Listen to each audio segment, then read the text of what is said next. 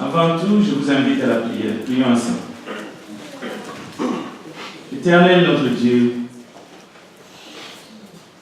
nous voici devant toi, ton peuple réuni, pour te glorifier, pour t'adorer, pour louer ton saint nom. Nous te demandons que ta gloire se manifeste au milieu de nous, que ta parole nous enseigne, que ton esprit nous vivifie. Remplis-nous, Père, donne-nous cette grâce que nous avons besoin afin de continuer notre marche vers toi, vers ta demeure sainte. Bénis ton peuple ce matin, ta parole est la vérité, elle est la vie. Au nom de Jésus-Christ, notre Sauveur, notre Seigneur, le Seigneur de gloire, nous avons ainsi prié. Amen. Amen. Nous allons nous entretenir par la parole de Dieu ce matin et nous l'avons lu dans l'Ancien Testament, dans le livre de Habakkuk, chapitre 2.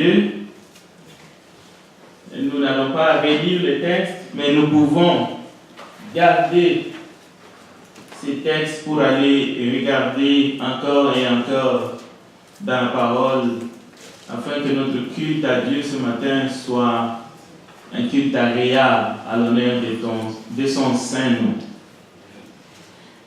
Les titres de la prédication de ce matin, les voies du Seigneur sont vraiment impénétrables. Cela ne veut pas dire que nous n'allons rien comprendre de ce que le Seigneur veut nous apprendre ce matin, loin de là, parce que son esprit nous aide. Même dans la lecture seulement, nous pouvons saisir c'est quoi le message que Dieu veut nous donner, que Dieu veut nous combler. Je vais prendre un exemple dans Romains chapitre 13, verset 8. Vous lisez, ne devez rien à personne. Et on peut continuer. Si ce n'est de vous aimer les uns les autres. Souvent, lorsque Dieu parle, le langage qu'il utilise n'est pas un langage humain. Dieu nous transmet sa parole. Sa parole est esprit et vie. Parfois, Jésus a utilisé des paraboles. Il a utilisé la création pour nous transmettre un message divin. Lorsque Dieu, à travers son esprit, dans la parole, nous lisons « Ne devez rien à personne », Dieu n'est pas en train de nous parler de transnational, du Fonds monétaire international, la Banque mondiale, la monnaie, l'argent que nous touchons, que nous utilisons pour acheter le prêt, l'hypothèque, toutes ces choses. Le langage humain peut nous amener sur ces voies, sur ces chemins. Mais il faut aller chercher, grâce à l'Esprit de Dieu, c'est quoi véritablement le message qui est caché dans ces paroles. Un jour, Jésus a dit à Nicodème, ce qui est né de la chair est chair, et ce qui est né de l'esprit est esprit. Cela veut dire qu'il faut l'aide de Dieu pour comprendre ce que Dieu nous enseigne. Cela ne signifie pas que c'est difficile. Non. Cela ne veut pas dire que c'est compliqué. Cela veut dire seulement il ne faut pas rester sur la surface. Il faut essayer de gratter un peu. Nous sommes des hommes et des femmes capables de faire des choses que les hommes et les femmes de Dieu font. Mais il est possible de rester des hommes et des femmes justes, simples, qui ne sont pas capables de faire les choses que les hommes et les femmes de Dieu font. C'est très important de comprendre ces différences. La Bible nous parle de l'homme spirituel qui est capable de juger de tout et d'un autre homme qui n'est pas capable de juger au fait de rien du tout. Nous ne sommes pas nés pour imiter le monde. Nous sommes nés pour imiter Dieu. Nous n'avons pas besoin de faire la lecture que le monde fait des choses. Nous sommes nés pour entendre la voix de Dieu qui nous parle dans notre cœur. Souvent, lorsque Jésus dit « Je suis venu afin que mes brebis aient la vie et qu'ils aient cette vie en abondance », l'homme naturel, il va faire une raccourci. Cela veut dire qu'il va prendre cette vie en abondance, il va les diluer. Il va penser peut-être que Jésus est en train de dire qu'il va faire de nous des grands hommes, des grandes femmes selon le monde. La vie en abondance ne signifie pas ce que l'homme naturel croit et pense. Aujourd'hui, on va prendre plusieurs exemples pour essayer de comprendre véritablement qu'est-ce que Dieu peut enseigner et quelle compréhension l'homme moderne peut faire de ce que Dieu a dit. Je vais prendre des exemples simples qui nous concernent vraiment et qui nous touchent, parce que nous vivons dans l'un des pays les plus puissants au monde. Un des pays dans l'échiquier mondial. Vous et moi. Les 4 armes de destruction massive dans le monde sont la famine, les dettes, et ne faites pas allusion à ce que Jésus a dit dans Romains 13, parce que vous allez vous perdre. Ici, je parle des dettes selon le monde. Je parle de la carte de crédit, de marge de crédit. Les 4 armes de destruction massive sont la famine, les dettes, le manque de soins. Chacun ici peut voir un médecin s'il le désire. Mais il y en a des milliards. Même s'ils le veulent, ils ne peuvent pas. Et il y en a qui ont fait des années. Ils n'ont jamais vu un médecin. Ce n'est pas parce qu'ils ne veulent pas. Ils ne peuvent pas. Ou ils n'ont pas les moyens.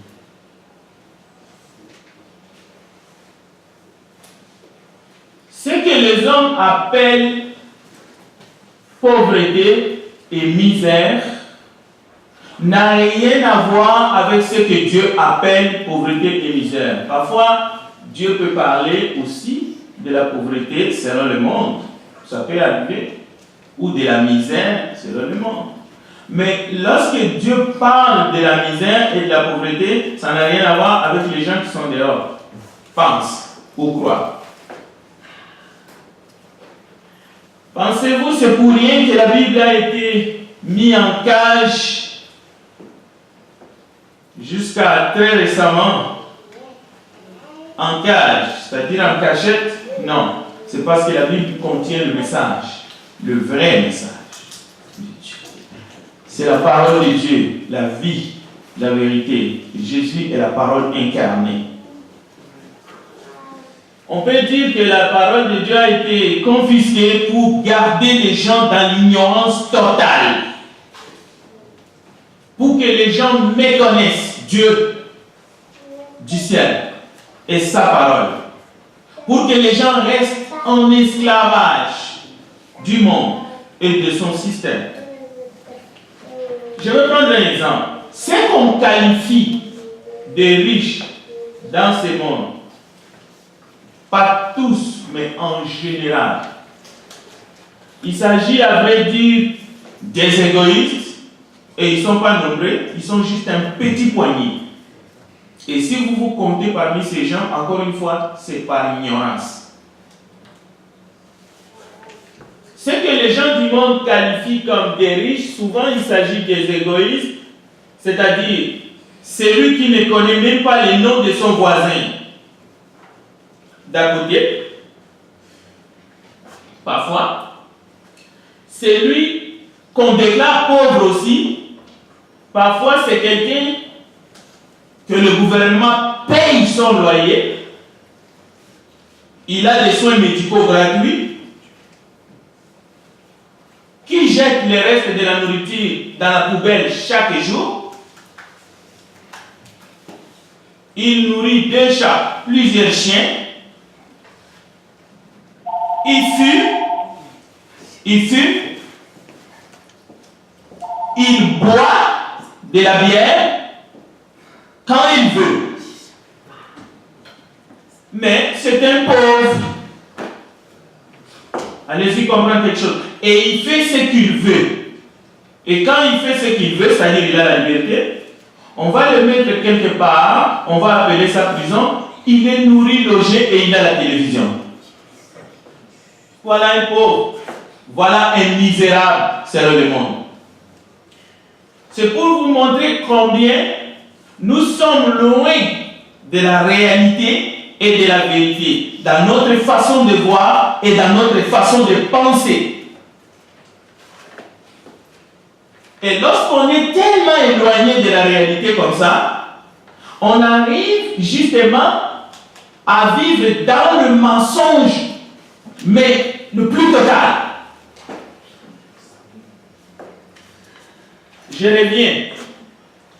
La famille, les dettes, selon le monde, ont été créées, inventées par l'homme. Un homme sans Dieu, sans scrupules, sans respect, dans le but de plier une grande majorité de la population. C'est ça qu'Habakkuk, c'est ça le message d'Habakkuk. On bâtit une ville par le sang. Et je vous dis, c'est un poignet de gens. Ils ne sont pas nombreux. 1% de la population mondiale. C'est pour ça que je dis dans cette salle, dans cet auditoire, si tu penses que tu fais partie de ces 1% dont je parle ce matin en bien, mais aussi dont je décris la vérité tangible, c'est juste par ignorance.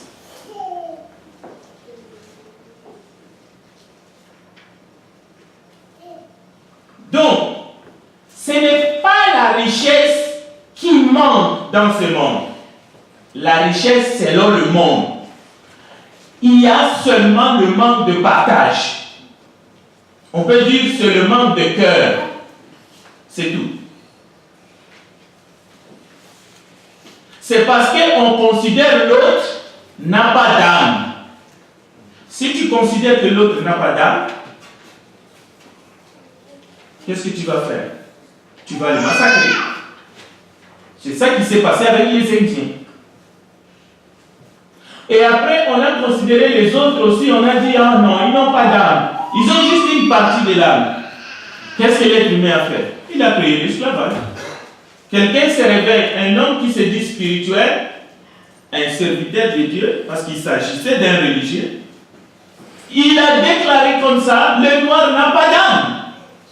C'est ça qui a créé l'esclavage. On a dit, bon, on va laisser les Indiens parce qu'on a découvert qu'ils ont une âme. On vient de découvrir maintenant qu'ils ont une âme. Maintenant, c'est les autres qui n'ont pas d'âme. Alors, on va les laisser tranquilles. On va prendre les autres. On va faire des esclaves. C'est ça qui s'est passé. C'est la vérité. Mais retenez ceci. On est toujours l'étranger de quelqu'un. On est toujours tout le temps l'étranger de quelqu'un dans ce monde. C'est pour cela nous devons apprendre à vivre ensemble. Apprendre à vivre ensemble, c'est lutter. C'est lutter contre le mensonge, c'est lutter contre la haine, c'est lutter contre ce que le monde veut nous faire croire. Et cela n'est pas vrai. Et cela n'est pas écrit dans la Bible. Combien de gens ont avalé ce mensonge? Combien de gens vivent avec ces idées complètement tordues dans leur tête et dans leur cœur? Combien? Ah, lui, il n'est pas comme moi. Lui, c'était l'étrange. Non, ce n'est pas possible. Yes, c'est injuste. Nous ne trouvons pas tout cela dans la Bible. Les uns ont des droits, les autres n'ont pas du tout. Ben, tous les 5 secondes, un enfant moins de 10 ans meurt de faim dans le monde. Tous les 5 secondes. Commencez à compter maintenant. 1, 2, 3, 4, 5 secondes, un enfant meurt de faim.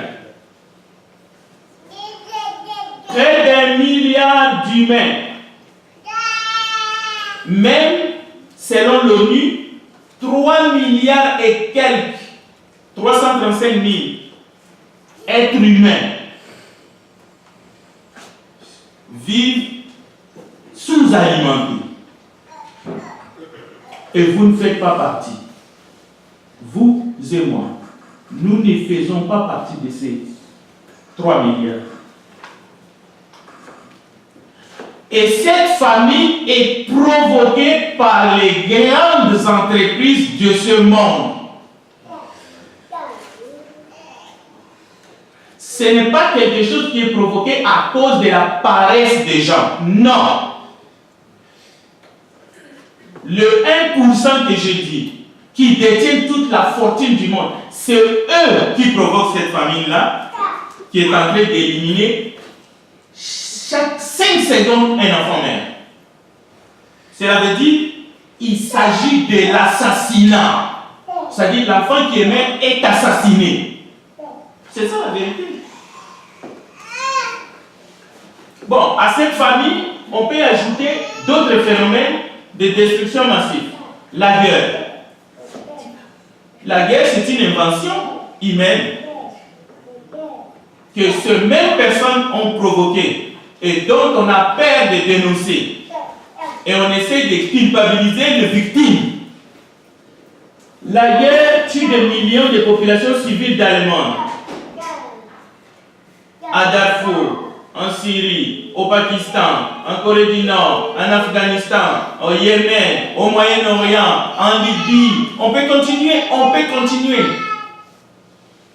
La première et la deuxième guerre mondiale. Allez demander à ceux qui ont vécu en Europe, il y en a encore quelques anciens combattants, ils vont vous dire combien de morts ça a fait. Provoqué par l'être humain. Ils ont massacré les êtres humains pour se faire une capitale, pour contrôler, pour dominer, tout ce que vous voulez.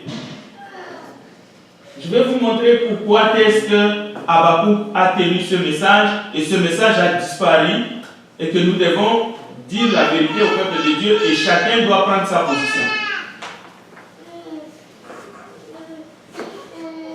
Comment le marché financier a inventé un mécanisme fait par l'homme et cela conduit à la destruction massive des humains dans ce monde. Je vais prendre un exemple simple. Le prix des 3 aliments de base, nous parlons de la nourriture, le maïs, le bleu et le riz. Ces 3 aliments seulement couvrent 75% de la consommation mondiale. Mais le prix de ces 3 aliments a explosé, augmenté. Pour que ces gens fassent la fortune. Et le fait que ce prix a augmenté, plus de 2 milliards d'êtres humains extrêmement pauvres dans ce monde sont étranglés à cause de la hausse des prix. Et ils ne sont pas seulement étranglés, ils meurent. La mission de l'Église, c'est quoi? C'est aussi de dire à ces populations qui sont étranglées, à leur apporter la parole de la consolation qui est l'Évangile et leur dire: mettez votre espoir à Dieu, parce qu'il n'y a pas d'espoir dans ce monde. Ces gens qui manipulent la nourriture le prix des aliments. Ils ne lâcheront pas. Ils sont décidés d'aller jusqu'au bout avec leur logique.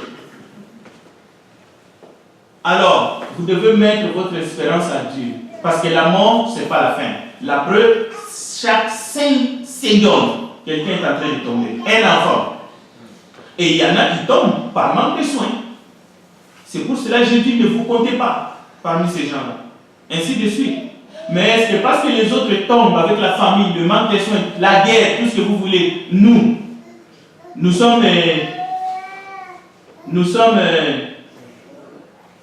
allons vivre éternellement? Nous sommes éternels? Non, c'est ça la bêtise humaine.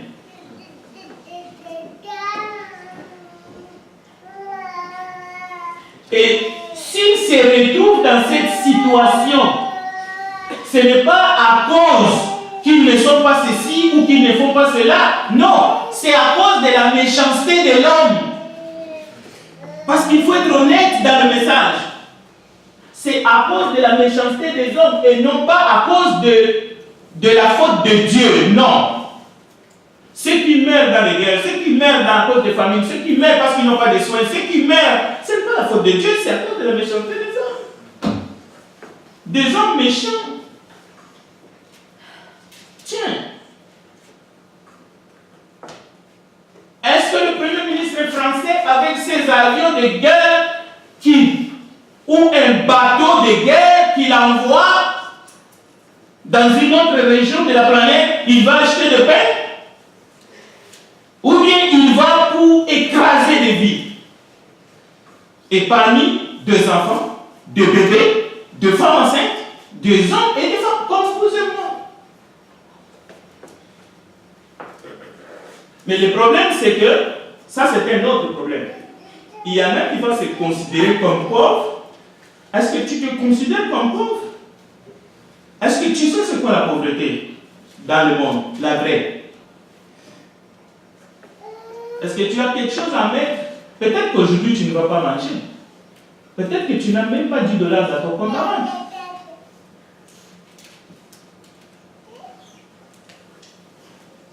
Mais tu ne vas pas dormir sous un pont. Surtout pas dans le froid du Canada. Les ressources alimentaires de la planète suffisent à nourrir l'humanité. La malnutrition, la famine, c'est juste une question de répartition. Il y a des pays qui sont premiers producteurs, premiers exportateurs du blé. Mais pourquoi? Tu en produis autant, et puis tu vas prendre ailleurs pour faire des réserves. Et puis les autres vont manger quoi? Les rapports, ce n'est pas moi. Les rapports de la FAO, Organisation des Nations Unies pour l'alimentation et l'agriculture, estiment que l'agriculture mondiale pourrait aujourd'hui nourrir normalement 12 milliards. Et nous ne sommes pas 12 milliards. Nous sommes presque la moitié de 12 milliards. La nourriture aujourd'hui, c'est ce qu'il y a sur cette planète. Mais pourquoi les gens meurent de faim? Chaque enfant qui meurt de faim est assassiné. On peut même dire sacrifié. Il n'est pas victime d'une loi de la nature. Ce n'est pas la faute de ses parents. C'est la faute de ces gens-là. De méchants qui ont besoin de se convertir et de libérer la nourriture des enfants. Ils doivent libérer la monnaie qu'ils ont inventée, qu'ils ont mis dans la bourse. Il y a des gens qui travaillent 8 heures par jour, 40 heures par semaine. Est-ce que quelqu'un qui travaille 40 heures par semaine, il peut vraiment dormir sans se rassasier? C'est déjà assez, non? Mais il y a des gens qui travaillent 40 heures par semaine, mais ils n'ont rien à manger. Ils n'arrivent pas. C'est quoi ça? Si ce n'est pas de l'exploitation. Les 40 heures, ça ne suffit pas pour que quelqu'un vive dignement. Déjà, tu travailles 40 heures, mais tu n'arrives pas. Et c'est toujours ta faute? Je ne comprends pas. Ce n'est pas ta faute. Je ne veux pas te mettre ce poids-là dans la tête. Il y en a qui ont 2 travails, 3 travails. Mais si tu continues comme ça, c'est ton problème. Tu ne vas pas changer le système. Tu vas crever. Disons la vérité. Du Mexique au Mali, le maïs c'est l'aliment de base. Mais la quantité de maïs qu'un enfant peut manger pour vivre une année. On prend cette quantité, on le brûle pour faire du bioéthanol. Un tube d'éthanol. On le brûle, c'est-à-dire on le détruit. Mais un enfant, s'il prend cette quantité de maïs, il va manger normalement pendant une année. Mais on brûle ce maïs pour faire 50 litres de bioéthanol. 352 kilos de maïs gaspillés. Et ce bioéthanol là, ça va servir à quoi? Peut-être pour envoyer un avion aller bombarder quelque part, je ne sais pas moi. Ou pour faire rouler un gros truc. Amen, je ne sais pas. Bien.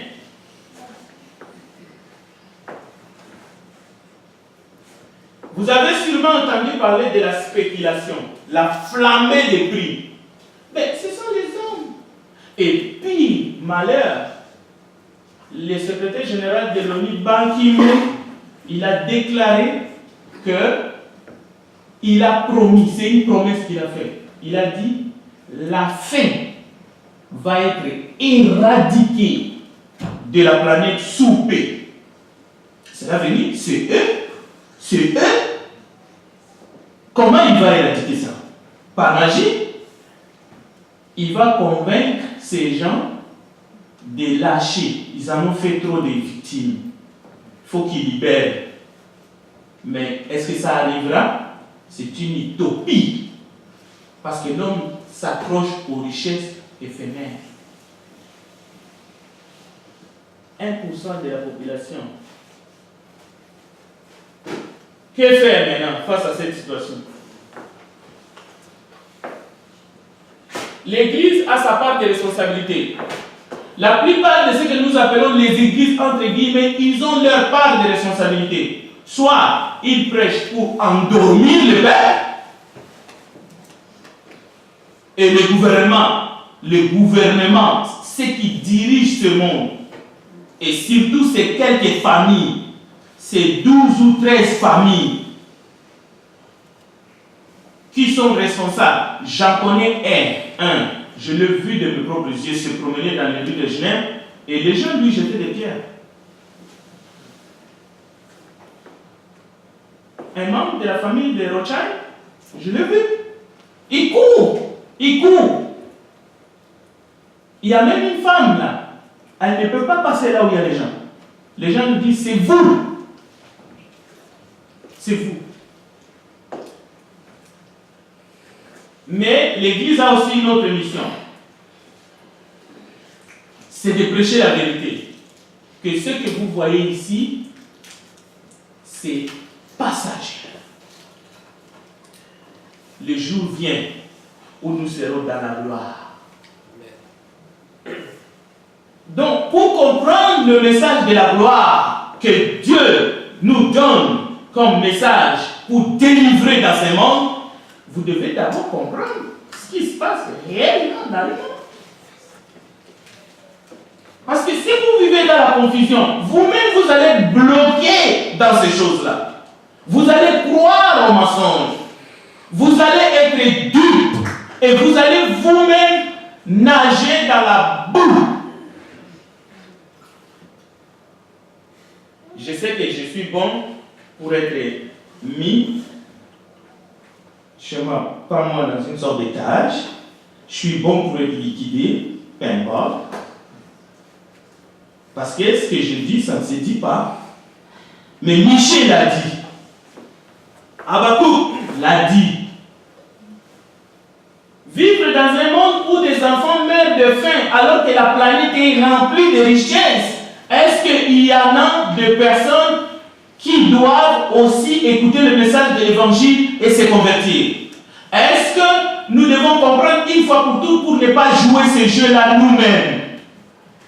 Parce que ça arrive que vous et moi, on va jouer aussi aux riches.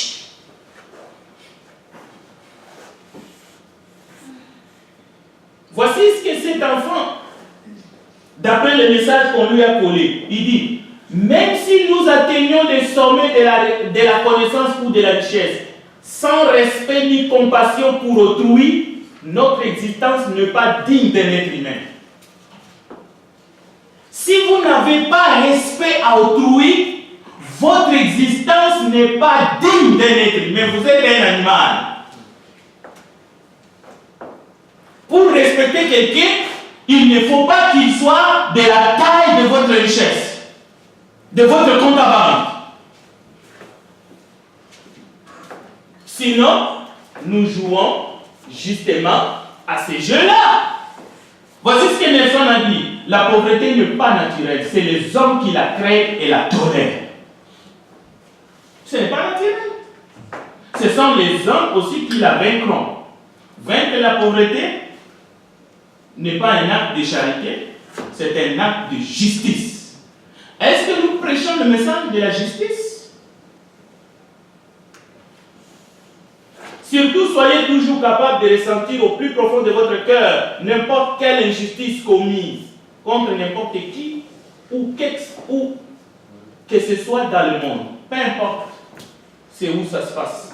Est-ce que vous êtes sensible ou bien vous dites ça ne nous concerne pas? Au malheur, le mépris, c'est la devise des heureux. Et nous vivons dans un pays très riche. La Bible dit, sache que dans les derniers jours, il y aura des temps difficiles, car les hommes seront égoïstes. Voilà les problèmes du monde. Amis de l'argent, orgueilleux, traîtres, rebelles à leurs parents. Ils garderont l'apparence de la piété, mais en renieront ce qui en fait la force. Éloigne-toi de ces hommes-là. C'est écrit. 2 Timothée chapitre 3, verset 1 à 5. Est-ce que quand nous lisons cette parole, est-ce que nous saisissons l'avertissement qui en est contenu? Philippiens dit que chacun de vous, au lieu de considérer ses propres intérêts, considère aussi ceux des autres.